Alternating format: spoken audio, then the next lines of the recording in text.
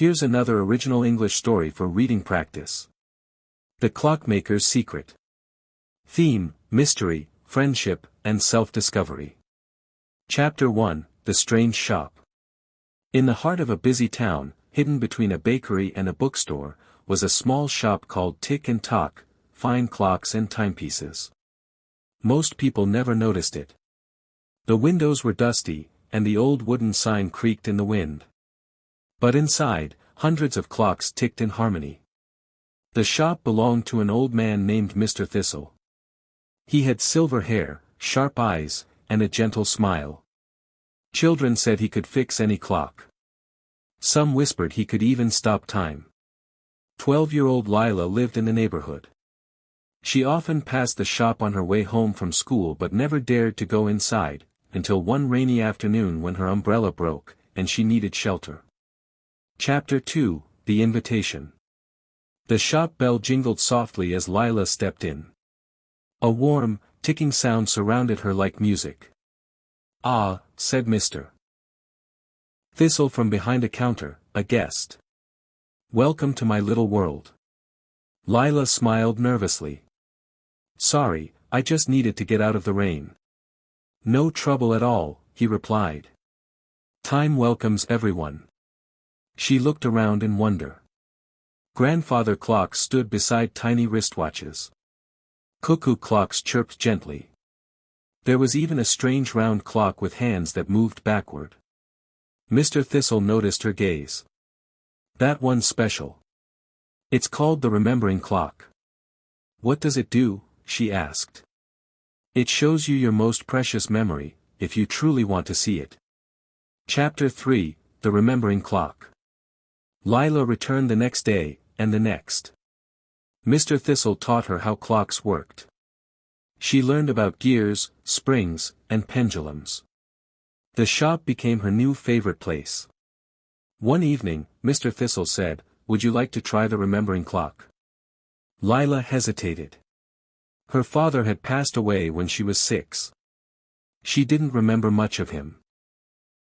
Just the sound of his laughter and the smell of cinnamon. "Yes," she whispered. Mr. Thistle adjusted the clock's hands and gently turned the knob. The glass face glowed.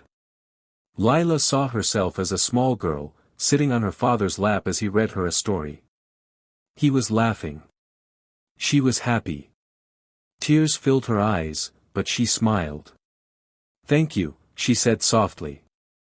Chapter 4, The Broken Watch. One morning, a man in a dark coat entered the shop. He was tall, quiet, and carried a small silver watch. "It doesn't tick," he said, placing it on the counter. Mr. Thistle looked at it closely. His eyes narrowed. "Where did you find this?" "In an old box," the man said. "Belonged to my grandfather." "Can you fix it?" "I will try," said Mr. Thistle. But after the man left, he looked worried. Later, he showed the watch to Lila. "This is no ordinary watch," he said. "It was part of a very old experiment." "What kind of experiment?" "The kind that shouldn't exist." Chapter 5, The Time Puzzle.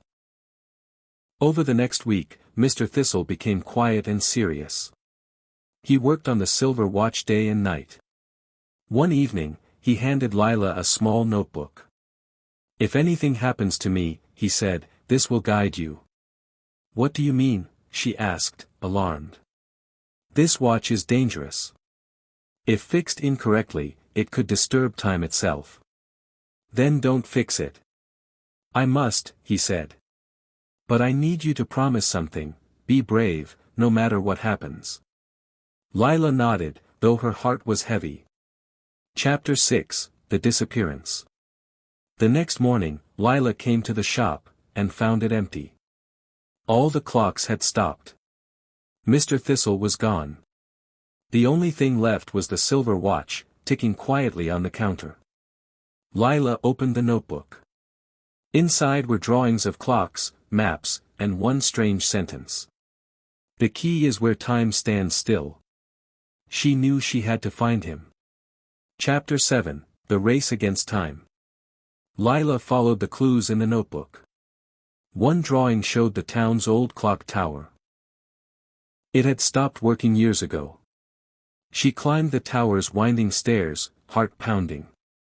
At the top, she found a locked door. The silver watch ticked faster in her hand. She pressed the watch into the keyhole. Click. The door creaked open. Inside was a room filled with gears, wires, and a strange glowing circle on the floor. Mr. Thistle stood frozen in the middle, like a statue. Chapter 8, The Choice. The notebook had one final instruction. To bring him back, give up one moment of your own. Lila didn't understand. Give up a moment. Suddenly, the remembering clock appeared beside her, ticking backward. Her memory of her father, the one moment she had, was fading. She had to choose. Tears rolled down her face, but she whispered, "He gave me so much. Now it's my turn." She touched the glowing circle. Chapter 9, Time Restored. With a flash of light, the clocks ticked again. Mr. Thistle gasped and looked around. "Lila? You did it?" She smiled weakly. "Welcome back. What did you give up?" She shook her head. "It doesn't matter." He saw the tears in her eyes and understood. "You are the bravest clockmaker I've ever known." Chapter 10, The Legacy. Mr. Thistle never spoke of the silver watch again. He locked it away, deep beneath the shop. Lila continued to learn, and years later, when Mr. Thistle grew too old to fix clocks, he gave her the keys to the shop. She became the new keeper of Tick and Tock. And though she no longer remembered her father's face, something inside her always felt warm when she listened to clocks tick. Moral of the story. The moments we give to others become timeless.